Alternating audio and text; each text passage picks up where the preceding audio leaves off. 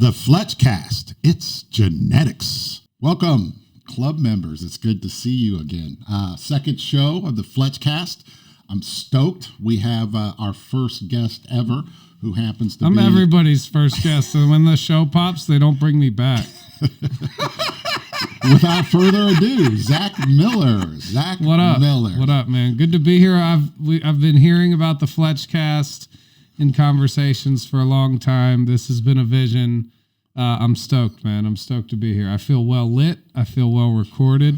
Now, when you say well lit, you mean lighting wise or otherwise? I mean, I'm stoned, but like, you know, my sensei Rob Jurgensen told me, don't put it on a pedestal, bro. All right, that's cool. You know what I'm saying? That's so cool. I mean, in general, the lighting of the set. It's a very well done set by our man Mark. Mark is good. That's young club member Mark. Producer Sean McBride, who's an honorary club member. He is. Honorary club member. Mike Green, who is a club member. Mike Green's a club member. That's right. Let me give our people some background. Zach Miller is a good friend of mine. We're business partners. We have a marijuana business. We do a lot of other things. What else Zach is that he is, I think, one of the most diverse club members ever.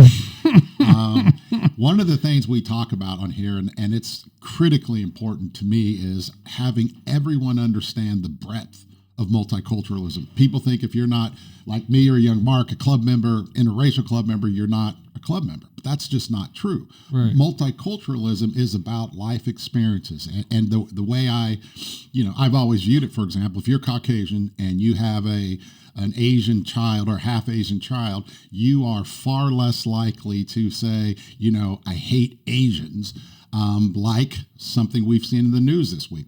I don't know if you guys saw this, but he's usually a veritable bastion of honesty and character.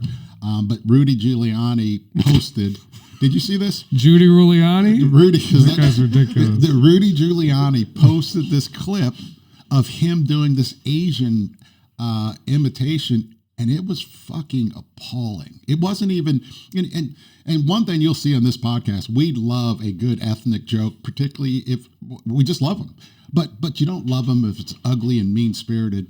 We're going to play this clip, and we'll come back and talk about it, but it is Rudy Giuliani talking about Asian people, and it's just appalling.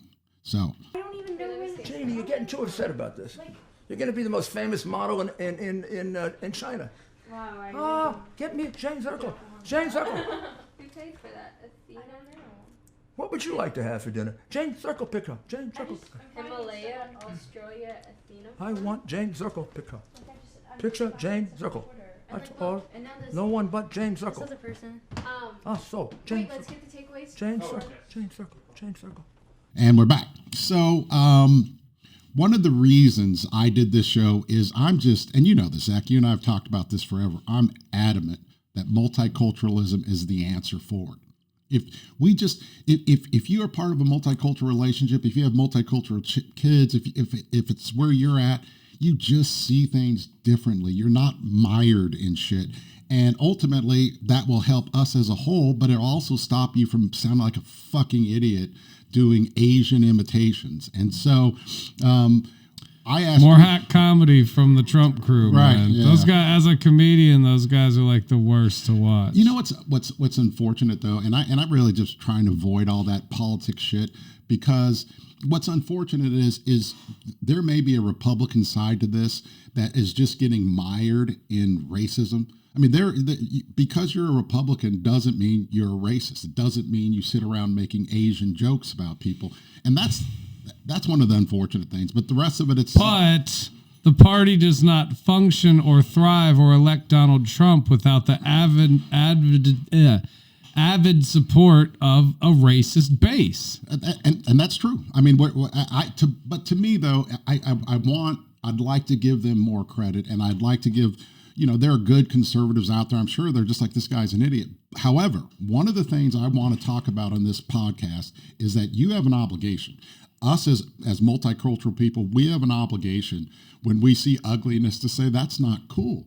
And in part, it's because of who we are.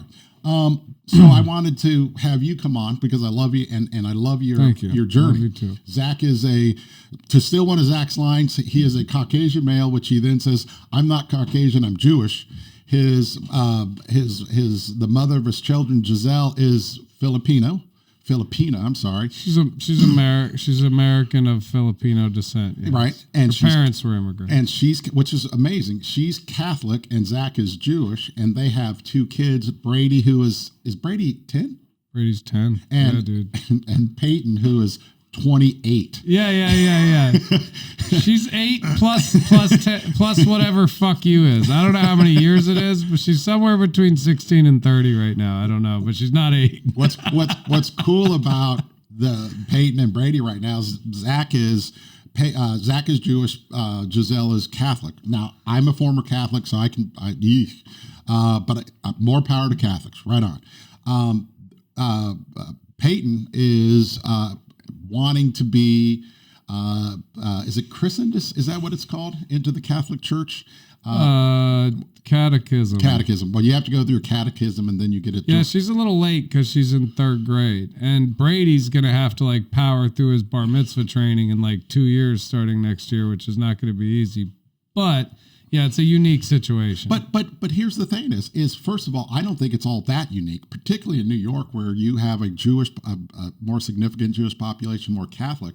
But it happens a lot, and where one kid is one religion, the other is the other. That I don't know. That's part of the reason I wanted to have you on is because how you and Giselle have approached this, I thought was cool as shit. It wasn't we didn't put a lot of deep thought into it. Basically, what happened was, I guess this is pretty private, but I'll tell you on the Fletch cast. All right. So But wait, before we do that, can we first? One of the real reason I wanted to have Zach on this show is Zach does the greatest multicultural joke ever.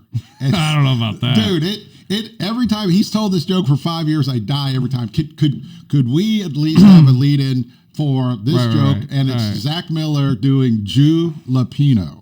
Well, see the good thing about the bad thing about not knowing how to throw to stand-up clips is that you don't say the punchline. Oh, I'm sorry, did I fuck it up? It's okay. All right, this is right. Let's just say that it may or may not be. I'll do the bit. So I'm a very lucky man. I have 2 beautiful children. My children are biracial.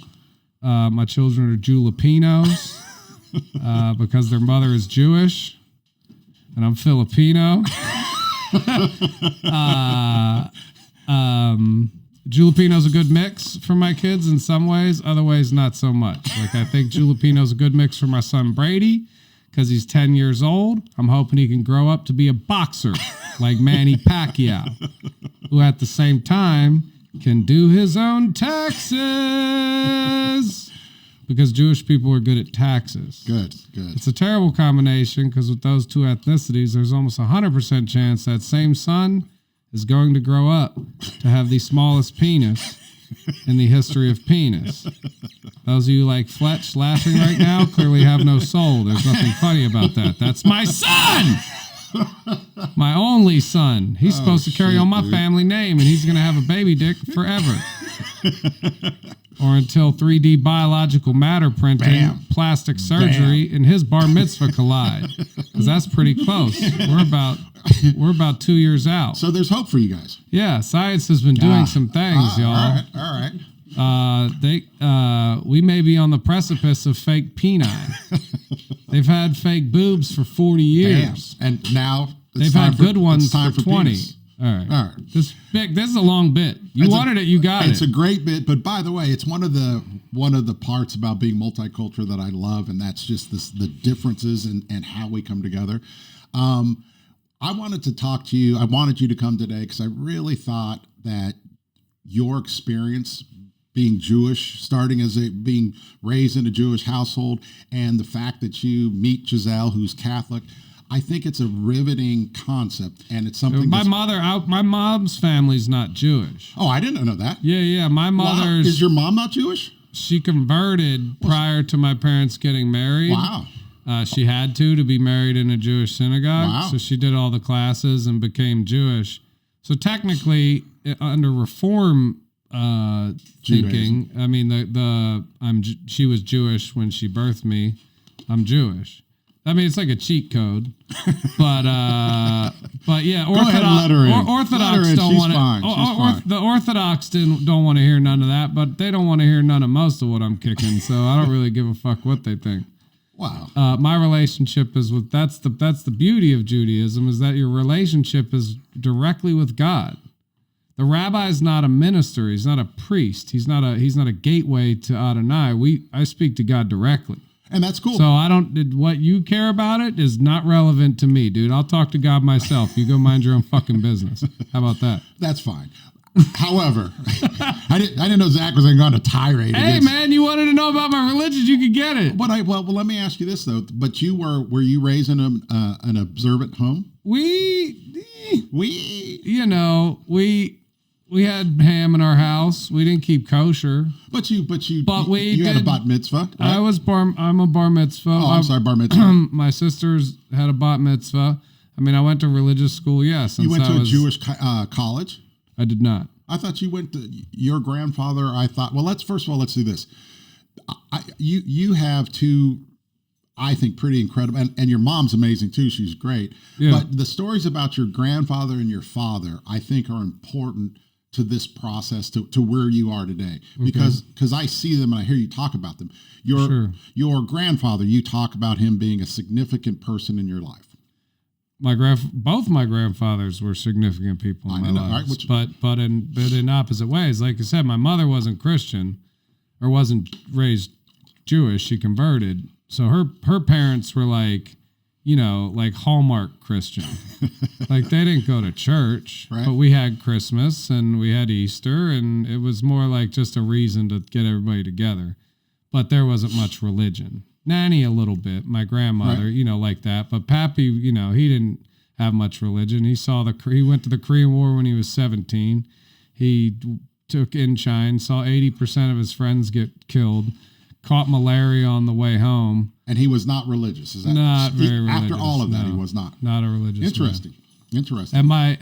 But Christian by heritage, I guess. So that was kind of how he identified. But when he had Jewish grandchildren in York, Pennsylvania, the first thing he did was go and buy a big ass Star of David, and he used to walk in the bar with his cowboy hat and his Star of David and just wish a motherfucker would, bro. Because he was so proud to have Jewish grandchildren. Right. This was your Christian grandfather. This was my Christian grandfather. Which, by the way, it's a good insight into why it is that how you are here today, and it's back to this premise of multiculturalism that for sure, if you have people loving you and caring about you and digging who you are, it gives you this certain thing. You know what I mean? You aren't embarrassed about being Jewish or not being Catholic or Christian. You were empowered by it. That's fucking great. Well, also I was raised, my synagogue. I was always raised as a Reform Jew. My other grandfather, Elliot, was a big Democrat. Went to Yale, loved the synagogue, very involved, but not super religious, but, an active Reform Jew. And that's kind of the type of Judaism I was brought up in, was a kind of liberal, Reform Judaism, where it was, some of us keep kosher, some of us don't. It's not that big a deal. It doesn't define your relationship with God or what type of person you are. And then I went to, I was raised mostly in Temple Sinai in Pittsburgh, which was, very similar. You couldn't have, it wasn't the type of synagogue you could have pork in the synagogue, but you had to get that shitty kosher pizza when you were at Sunday school or whatever. But you consistently. But we always had outreach with our rabbi was the type of rabbi that always was doing those interfaith things with the imams and the father, whatever, the priests and you grew up in Squirrel Hill, right? Yeah, Squirrel Hill in Pittsburgh, which was the location of Temple Sinai, which is where that Trump supporter shot up 11 worshippers in Cold blood. That was the first. And he's still awaiting trial, by the way. That was the first. Not guilty, pleading not guilty. That was the first time when that happened that I saw you being emotionally impacted by anything, and it was ironic because. God, you pitch me like I'm so ice cold. Bro. No, you're no. In fact, I'm doing the opposite. You are so even. But I manage my emotions well. Well, but that was one of those fucking stunning moments where, to me, it was you shot fucking an old man. I mean, just a bunch of old people. For the morning, the day I got the news, there was one guy who stops him, and the guy was like, hey, "And you shot him." Yeah, I mean, we went there to murder people with an assault rifle, like a video game. And I understand that, but under murdering people, you would just think you're not going to shoot an old man, and that's not what. It wasn't just that they were directed toward Jewish people. It's like you went and killed old people. You're a pussy. You're a disgusting piece of shit. Which makes sense that you would follow such a disgusting piece of shit. The point of the story is, the morning I heard it, it was Saturday. And the first thing I was thinking is that's when bar mitzvahs happen. Wow. Because when I was growing up, Temple, that Tree of Life had a bar mitzvah or bat mitzvah. I mean, it was a huge congregation. So there was a kid turning 13 every week, almost, especially in the summer. So do you think the guy was trying to target children? I don't know what the fuck that dumbhead was doing. But the first thing I saw when I saw the victims, I said, thank God there weren't any children. Yeah. You know what I mean? Because that was like the first thing I thought. This guy went up and sprayed up a synagogue with a bunch of kids in it. And, not saying it's better when it's old people, but they would. They would. Yeah, they sure would. Yeah. And there was another Jewish guy there who went out like a beast, dude. He just fucking got in front of people. It gives me goosebumps.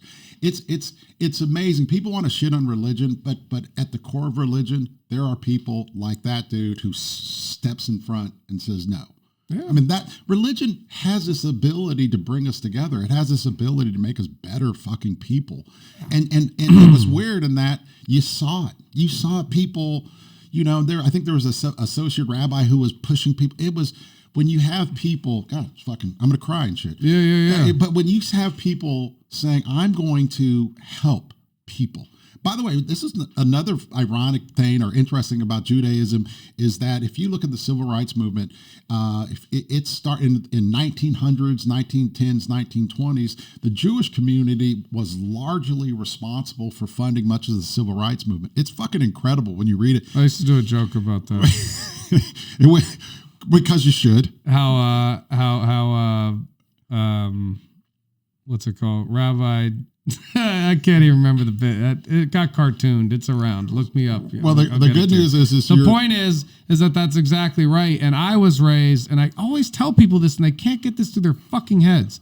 No minority is safe unless all minorities are safe. And that was the lesson of the Holocaust. And if you can't get that, then I don't know what to do for you. But because I know too many Jewish people that cozy up to Republicans and shit because they make money together. And it's like, so you want to so you let a fucking brown man be put in and his children be put in concentration camps by the border so that you can make $250 instead of $180 next year. You're a fucking cock. That's I think that's unfair to say that's a Jewish thing. It's not a Jewish thing. I'm just saying there's plenty of Jews fucking with the Trump train. Well, one of the things... And there's plenty of brothers, too. And Mexicans. 30% of the vote in Arizona's Trumpy. It's nationally. But one of the things that when I look at Jewish people, it's also what I talk about on this podcast. And that is to say that if you're in a multicultural relation, if you're multicultural, you should know better. And in the Jewish scenario, it's amazing. And I used to say this to people. And again, I'm half black. I can say whatever the fuck I want. But African Americans go on and on about slavery. And I'm like, it was fucking 300 years. Jewish people have been enslaved for thousands of years. It's not unique to African Americans. However, but also trying to find a way to argue about who got it worse is a fucking ploy by people who want to keep us divided. And I agree, but also to me, it's also part of it that it's beholden on Jewish people, or there's been a transition because older Jewish people, it's like older Italian. My kids are half Italian, hate their mom. I don't hate their mom, but they're half Italian. And if you look at the Italian experience in America, it's extraordinary about the discriminatory animus.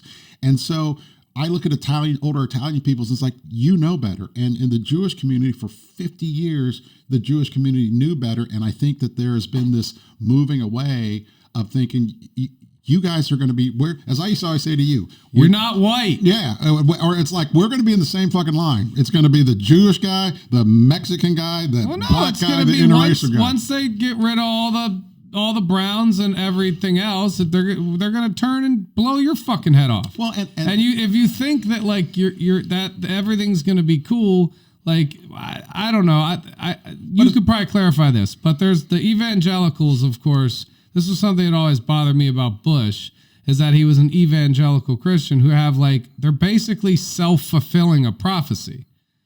And as far as Jews, it's like they support Israel because all Jews need to be back in Israel for the fucking apocalypse to go down right. It's right? one of the It's like getting fattened up for the cook. Yeah, or however they say that with a turkey. You know what I'm saying? Let's put some more meat on that. Under the conservative Christian approach, they believe that in order for Jesus Christ to return, you have to have Israel's destruction. And so you have these right-wing, I shouldn't say these ultra-conservative Christians out there arguing to help Israel. And in reality is the reason they want to help Israel is they want to kill everyone. But here's my point. I don't think most people believe that. But here's my point. No, but that's a serious issue for a president to believe that. Well, but it is. But again, this is why the main reason, and you know this, main reason I did this is it's up to us as multicultural people. You can look at that and go, hey, that's bullshit. You know, interracial young kid Mark here. We see these things and say it's bullshit. No, that's not right. It's that commonality of experience. It's like when you look at when your kids. It's. I was talking to you yesterday about it, and I said, man, it's so cool how you, Jewish, Caucasian, Giselle, Catholic, Filipina, you have these two great kids. You guys love your fucking kids. It's really an incredible family environment. If you think about that. It hasn't been easy. Right? There's some high points. The reason it's so difficult is you can't knock the shit out of your kids anymore. That's the main reason it's not easy. Yeah, it would be a lot easier if I could beat up my kids. Just come here, man. Pow! I can still take both of my kids too, but Brady's getting bigger. Yeah, but they frown on it. They frown on, all right, I'm not going to kick your ass. It's not easy. But being in any family isn't easy. And if you look what you and Giselle have been able to do, it's pretty good. Yeah, I mean we're trying every day. Well, but factually, it's really good. You have healthy children. You are making it a religious home for them to feel free to practice religion. You put them in an environment where, one of the reasons I'm most proud of you. I love you for many reasons, but you're really good at learning shit. And I remember when you were going to have to start taking the kids to school. And I said, dude, you should revel in it because it's walking your kids to school. No doubt. And you do that now, and it's a beautiful thing. And I see your family, and it's working. You're working a completely diverse, multicultural family. And it's not, shitty. It's a good deal. It's a good deal. Yeah. That's what multiculturalism is. And so when you look at, and part of that is religion. Part of it is whether it's Judaism or Catholicism. I think your parents don't have to be, hardcore anything in a religion if they're teaching you the core aspects of religion. And Judaism does that. You look and you see. So it had more of a pact. I mean, you're shitty about not being orthodox enough, but that, like your dad and your grandfather, they've taught you things about compassion and respect that other people don't have, and that's from Judaism. And then you take that with Giselle and her Catholicism. So you've taken the positive parts of those things and plugged them into a kick-ass little fucking family. And your wife is way fucking hotter than you. So No. But I'm way fucking funnier than you. So like, dude, Like, the world, that it's the even yin and the stunned him. yang, He's man. like, wait a minute, The wait, world she's has not- a way to work things out. What's worse is it stunned him. He's like, hey, she's not hotter than I. Yes, she is. Yes, She's she fucking. is. It's Yes, not she even is. close. But I still had to save face. But she will make you. But she is so hot that you'll see them together, and you'll do the old guy thing. Whoa, shit, she's with that dude. Yeah. Oh, it's a level up, dude. No doubt, man. I used to tell Giselle, I was like, people ask about you more than they ask about me after my shows. Like, yo, but what's up with your wife?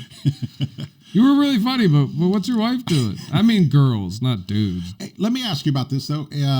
If you think about if people were approaching the world like you and Giselle do, how much less racism do you think would be there? Man, you ask hard questions. But it's true. But no. But this is just no. It's just because you don't ever want to. I mean, well, you're. But that's significant. It's meaningful, and that's the whole point of this. I mean, I just don't think. I guess in Southern California, I feel like there's so many plenty- multicultural plenty of families. plenty so I of don't people feel in that's California. special. But the religious thing is TBD, bro. I mean, we'll see how that works out. But at I'm not. But it's all of it. It's the religious thing and it's the ethnic thing. It's all of them. That's for sure. It's that Catholicism. It's that Judaism. It's that Filipina. It's that Caucasian, and it's all of that is put you guys in this spot. I would just assume if you were having a party at your house and someone said, let's go beat up niggers, that probably wouldn't happen. Nah. But no, but listen. No. All right. I'm just telling you, you say that, but you find it humorous and funny. That shit happens every day. You really? Where people show up at other people's cribs and say, let's go beat up N-words? Do you see the news where you had 13 Caucasians going to go?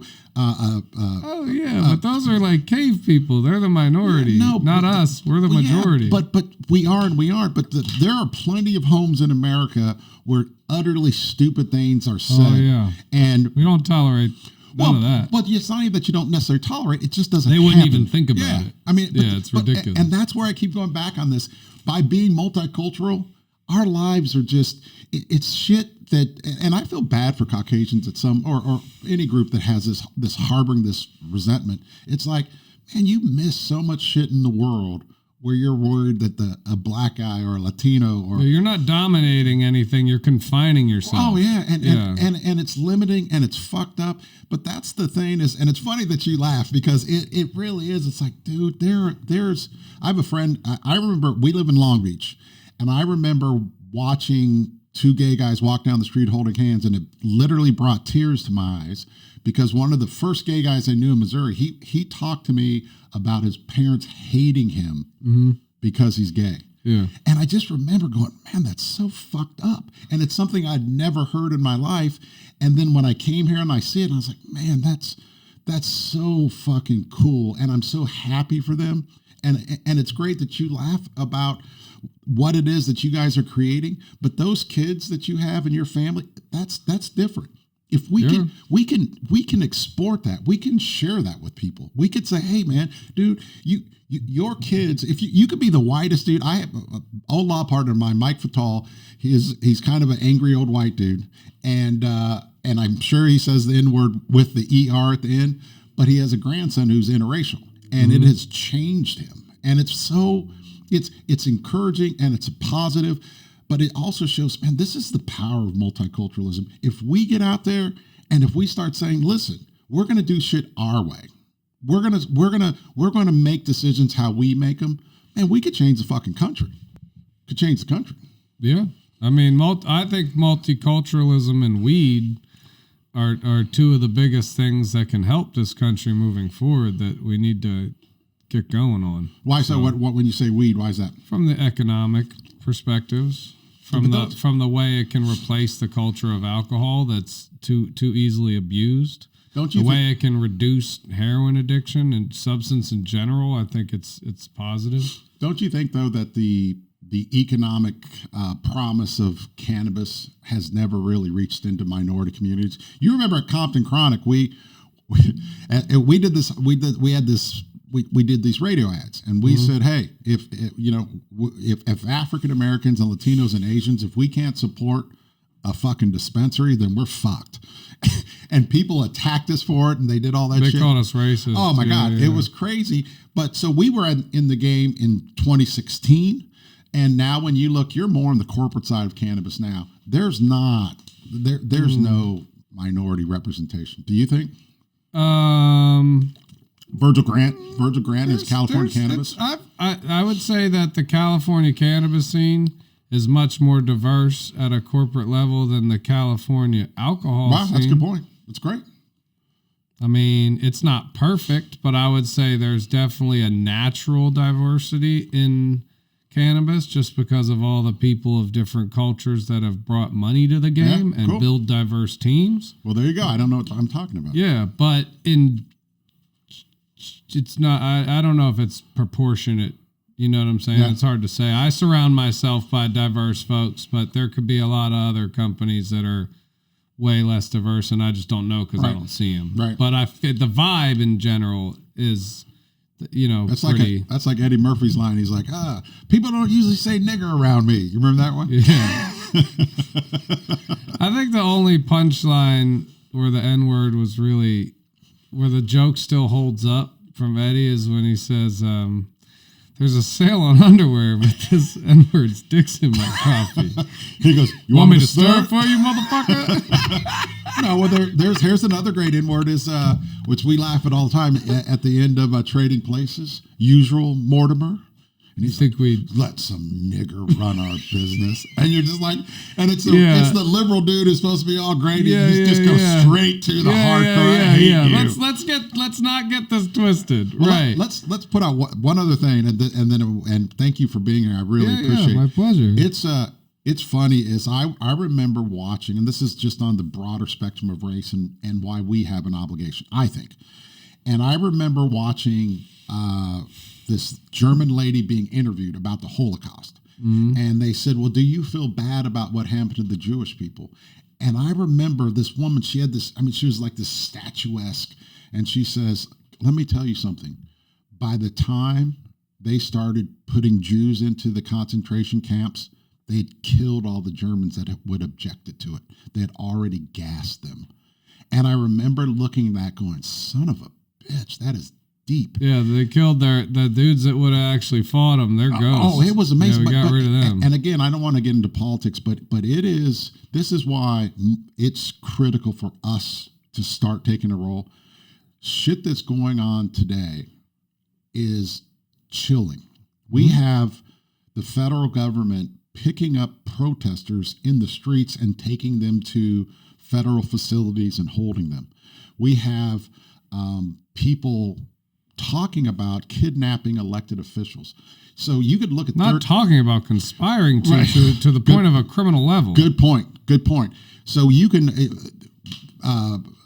who's your production buddy? Brendan? Yeah. He'd post something on Facebook and we were talking about, I said, this feels like 1938 Germany. If you look and see, you look at the shit that's out there, it's important. There's indicators, there's data points that match up.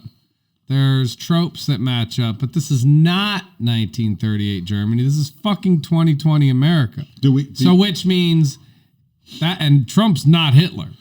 So it's the next guy we got to worry about, and we got to start to learn that we are going to have a fascist, racist element in this country for some time to come. Do you think that, and I don't want you to be political, I want to ask you factually, do you think if Trump had the opportunity, he would suspend our constitutional rights? Would he? If he thought it was in his best interest to stay in power, absolutely. Wow. He will always choose himself over the American people and the Constitution. He's proved it. Let me ask you this, because you're Jewish. When they did that Chancellorsville shit, was that shocking? Charlottesville? Was it Charlottesville? Chancellorsville was a fucking replace this thing. Yeah, dude, that was. It was wild to see that many of them together. It was shocking. I know those guys exist. They've always existed. See, I've never seen it. I was stunned. But to see them come out openly like that, Yeah, it was. I mean, they do it with KKK still. It's just they're hyped. They're hyped up again, and those weren't teeth missing KKK guys. Those were like college boys. It's crazy, acting all Nazi-ish. It was strange. How does Kushner and whatever his daughter's name is? How do you think they process that? Given and Kushner is an Orthodox Jewish person, he's very observant. They process it by being the scum fucky bottom feeding pieces of shit they are. They explain it away to themselves and get back to their mission of whatever next hustle they got or fucking grit. They're scumbags. Do you think that they are? To me, that scares me. I saw that happening, and if I were Jewish, I would say. That's why. Yeah, Stephen Miller is also another Nazi Jew. You know what he looks like too? A dude that needs to get his ass beat. No, he looks like Hitler's propaganda guy. It's really creepy. Goebbels?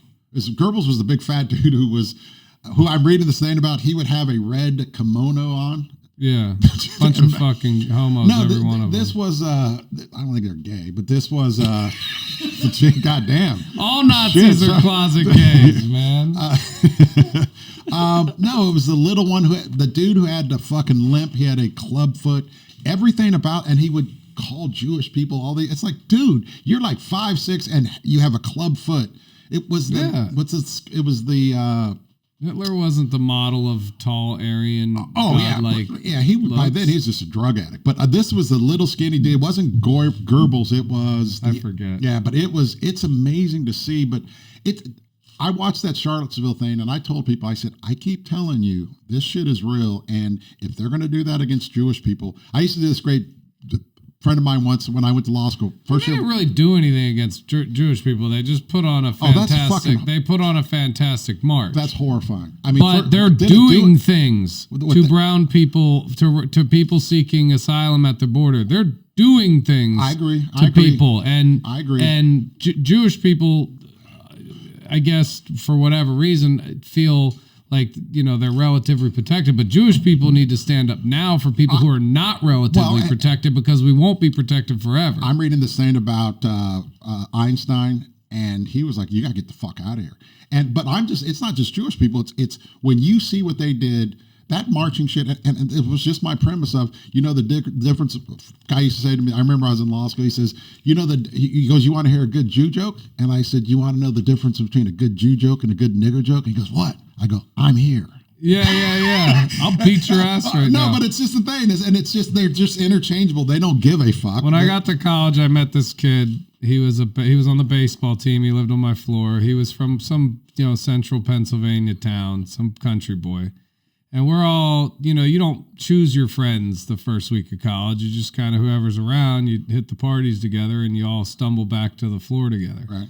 Or if you stay together. I didn't stay with those geeks. I went and met girls. Right. But or a girl. Yeah, we were walking to the party, and he goes, I asked if anybody had a piece of gum. And he goes, I only got a Jew tab. Wow. Which meant like half a piece. A Jew tab? I've never heard that. Dude, wow. Right? So this kid's so amateur. Like, I grew up in Pittsburgh. I played JCC basketball, and we used to play in the CYO League. We used to go into gyms in white neighborhoods. They'd throw pennies at us. They'd cross kikes. We'd fight them. I didn't give a fuck about your dumb Jew tab joke. Anyway, but I tell him, I go, I'm Jewish, right? And he goes, at this kid's face, he looked like he was going to cry, dog. He was like, no. And he was like, I'm so sorry. And I was like, dude, it's cool, bro. It was like a shitty joke. Wow. Don't worry about it. It's not a big deal. I'm just letting you know you might want to watch your mouth.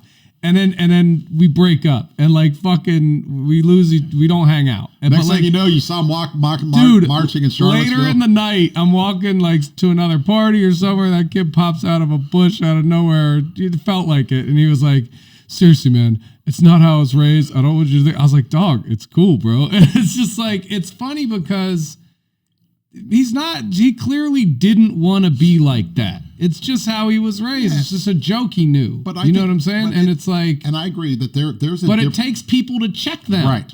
Exactly. I was just going to say, you may not have been raised that way, but you thought it was okay. It's like the first time I moved. I'm not tripping, bro, but heads up. Yeah, but learn your lesson. Yeah, but by the way, you say you weren't raised that way, but that's again why it's important for us to say that. I remember when I moved from Linwood, California to Baldwin, Kansas.